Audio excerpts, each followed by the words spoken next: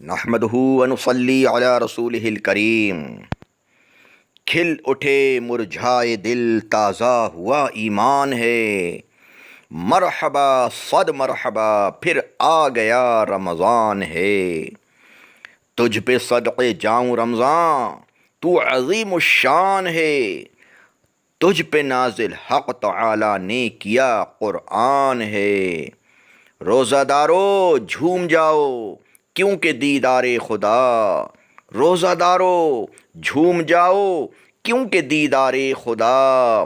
خلد میں ہوگا تمہیں یہ وعدہ رحمان ہے۔ یا خدا ہم عاصیوں پر یہ بڑا احسان ہے کہ زندگی میں پھر عطا ہم کو کیا رمضان ہے۔ یا الہی تو مدینے میں کبھی رمضان دکھا، مدتوں سے دل میں یہ عطار کے ارمان ہے۔ مدتوں سے دل میں یہ ہم سب کے بھی ارمان ہے۔ سبحان اللہ۔ پیارے اسلامی بھائیو، خدائے رحمان کا کروڑہ کروڑ احسان ہے کہ اس نے ہمیں ماہ رمضان جیسی عظیم الشان نعمت سے سرفراز فرمایا۔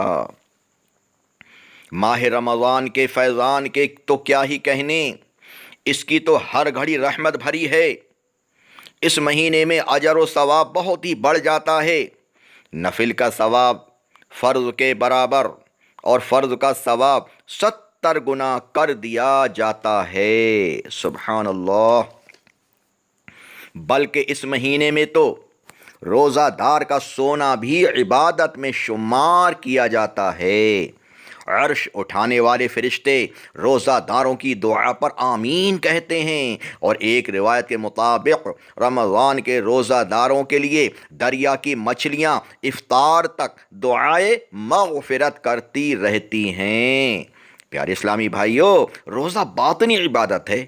دیکھیے نا، جب ہم نماز پڑھتے ہیں ظاہر ہوتا ہے، دیکھتے ہیں نماز پڑھتے ہوئے، زکوٰۃ دیتے ہیں تو ظاہر ہوتا ہے، حج کرتے ہیں تو ظاہر ہوتا ہے۔ لیکن روزہ ایسی عبادت ہے کہ ہمارے بغیر بتائے کسی کو معلوم ہی نہیں ہوتا بے شک کہ ہمارا روزہ ہے، اور اللہ پاک باطنی عبادت کو زیادہ پسند فرماتا ہے۔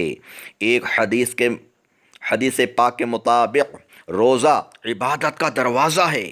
اس مہینے کی ایک خصوصیت یہ بھی ہے کہ اس مہینے میں اللہ پاک نے قرآن پاک نازل فرمایا۔ رمضان میں شیطان قید کر دیا جاتا ہے، جنت کو آراستہ کیا جاتا ہے، جنت کے دروازے کھول دیے جاتے ہیں اور جہنم کے دروازے بند کر دیے جاتے ہیں۔ رمضان شریف میں افطار اور سحری کے وقت دعائیں قبول ہوتی ہیں، اور اللہ پاک افطار کے وقت 10 لاکھ گناہ گاروں کو جہنم سے آزاد فرماتا ہے۔ سبحان اللہ۔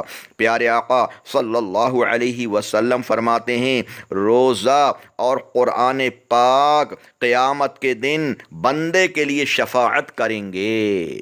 روزہ عرض کرے گا، اے رب پاک، میں نے اسے کھانے اور دیگر خواہشوں سے اسے روکے رکھا۔ اسے بھوک بھی لگتی تھی، کبھی پیاس بھی لگتی تھی، لیکن سب کچھ موجود ہونے کے باوجود صرف پروردگار تیری رضا کے لیے اللہ اکبر سب کچھ قربان کر دیتا تھا۔ اے پروردگار، میری شفاعت اس کے حق میں قبول فرما۔ پھر قرآن پاک عرض کرے گا، اے مولا، رات میں سے تھکاوٹ بھی محسوس ہوتی تھی، رات میں سے تھکاوٹ بھی محسوس ہوتی تھی، نیند کا غلبہ بھی ہوتا تھا، لیکن میں نے اسے تیری رضا کے لیے سونے سے روکے رکھا۔ اے پروردگار، اے رب، میری شفاعت اس کے حق میں قبول فرما۔ پس دونوں کی شفاعتیں اللہ کی بارگاہ میں قبول ہوں گی۔ سبحان اللہ، سبحان اللہ۔ رمضان کے مہینے کے تو کیا ہی کہنے۔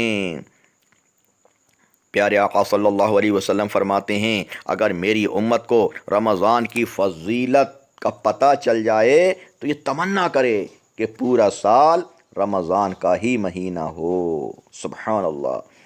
اور لکھا ہے کہ ماہ رمضان میں ایک دن کا روزہ رکھنا 1000 دن کے روزوں سے افضل ہے، اور اس مہینے میں ایک بار تسبیح کرنا یعنی سبحان اللہ کہنا اس مہینے کے علاوہ 1000 مرتبہ سبحان اللہ کہنے سے افضل ہے، اور ماہ رمضان میں ایک رکعت پڑھنا رمضان کے علاوہ اور دنوں میں 1000 رکعتوں سے افضل ہے۔ تو میرے پیارے پیارے اسلامی بھائیوں، یہ ماہ رمضان ہمارے لیے نیکیاں کمانے کا مہینہ ہے، نیکیاں کمانے کا سیزن ہے، لیکن افسوس ہمارے کچھ اسلامی بھائی صرف پیسہ کمانے میں لگے ہوئے ہیں۔ تو ہمیں چاہیے لہٰذا پیارے بھائیوں، اس مہینے میں ہمیں زیادہ سے زیادہ نفل پڑھنے کے لیے فرض عبادت کے ساتھ ساتھ نفل بھی پڑھیں، تسبیحات کے ذریعے، قرآن پاک کی تلاوت کے ذریعے، درود پاک کے ذریعے، صدقہ و خیرات کے ذریعے، جس طرح بھی ہو جیسے ہو زیادہ سے زیادہ نیکیاں کمانے کی کوشش کریں۔ اللہ پاک ہمیں خوب فرض عبادت کے ساتھ ساتھ نفل عبادت کرنے کی بھی توفیق عطا فرمائے، خوب تلاوت کرنے کی، درود پاک پڑھنے کی، تسبیحات پڑھنے کی، تراویح پڑھنے کی، اور سحری میں اور افطاری میں خوب دعائیں کرنے کی بھی اللہ پاک ہمیں توفیق عطا فرمائے۔ اللہ پاک ہماری تمام نیکیوں کو اپنی بارگاہ میں قبول فرمائے، ہم سب کی جائز دعائیں اللہ پاک اپنی بارگاہ میں قبول فرمائے، آمین بجاہ النبی الامین صلی اللہ تعالی علیہ وآلہ وسلم۔